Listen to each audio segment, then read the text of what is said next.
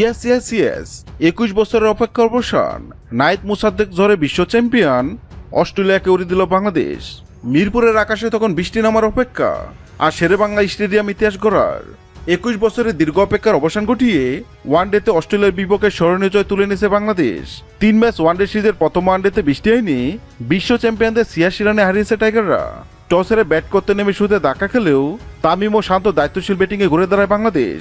তবে ইনিংসের শেষ ভাগে 4 বছর পর ফেরা মুসাদ্দেক হোসেন খেলেন দুর্দান্ত এক অপরাজিত 86 রানের ইনিংস, যা দলকে পৌঁছে দেয় 284 রানের লকারু সংগ্রহে। জবাবে শুরু থেকে অস্ট্রেলিয়ার ব্যাটিং লাইন আপে তাণ্ডব চালান তাসকিন আহমেদ, মুস্তাফিজুর রহমান ও নাহিদ রানা।